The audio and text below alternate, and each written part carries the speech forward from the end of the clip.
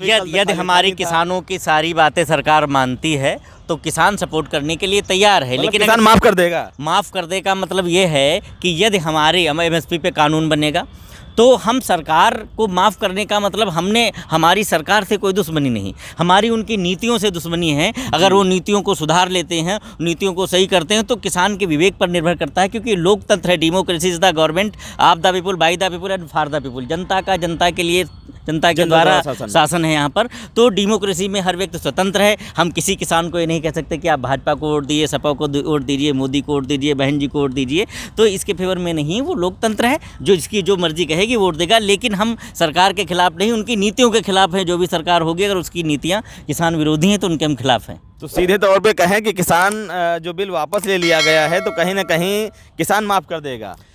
अब और जो भी किसानों की जो नीतियां हैं, क्योंकि अब तो अन्नदाता हो गया किसान, अब तो जो है सरकार अन्नदाता कह रही है। अभी कल तक उनको खालिस्तानी और आतंकवादी और पता नहीं क्या क्या, मतलब रोड पे मतलब जो कीले गाड़ के और पता नहीं कैसे वो सब किया जा रहा है। किसान तो अन्नदाता हो गया, किसान माफ़ कर देगा। किसान माफ़ करने वाला नहीं है, क्योंकि 700 लोगों की लगभग वहाँ पर शहादत हुई है। ऐसे शहीद व्यक्तियों को अगर 700 लोग किसान वहाँ पर वीरगति को प्राप्त हुए, बलिदान ही उनको कहा जाएगा, क्योंकि वो अपने हक की लड़ाई लड़ने के लिए और हर प्रयास किया गया सरकार के द्वारा। आज तक माननीय प्रधानमंत्री मोदी जी द्वारा आज तक कोई ट्वीट या किसानों के एक इस प्रदर्शन को लेकर एक भी कोई वक्तव्य नहीं दिया गया। ऐसा वो इग्नोर कर रहे थे कि लगता है उन्हें कोई जानकारी ही नहीं, और सारी लगता प्री प्लानिंग थी कि 8 दौर की बात हो गई, 5 दौर की बात हो गई, इस तरीके से बातें होती हैं। आज एक बार में बात ख़त्म हो गई, ये क्या है?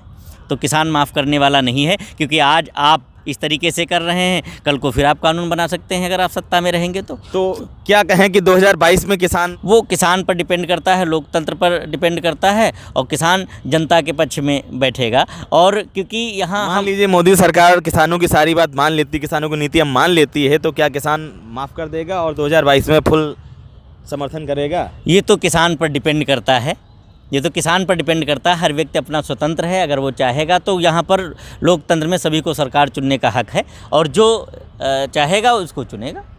चूँकि आप किसान मसीहा हैं तो हम किसान का पक्ष तो आप ही से जानना चाहेंगे कि 2022 में आपका क्या मत है, चूँकि किसानों का पक्ष? हमारे हिसाब से तो डेमोक्रेसी है, तो यहाँ पर जनता की सरकार बननी चाहिए। यहाँ पर जनता की सरकार नहीं है, क्योंकि इससे पहले यहाँ पर कांग्रेस की सरकार थी, आज भाजपा की सरकार है, यूपी में भी भाजपा की सरकार है, यहाँ पर इससे पहले सपा की सरकार थी। तो तमाम सरकारें आती, कभी माया सरकार, कभी मोदी सरकार, कभी मुलायम सरकार, लेकिन हर बार हम लोग सरकार को बदल देते हैं। जनता की सरकार कभी आती ही नहीं। आप बताइए, क्या जनता की सरकार है? नहीं है।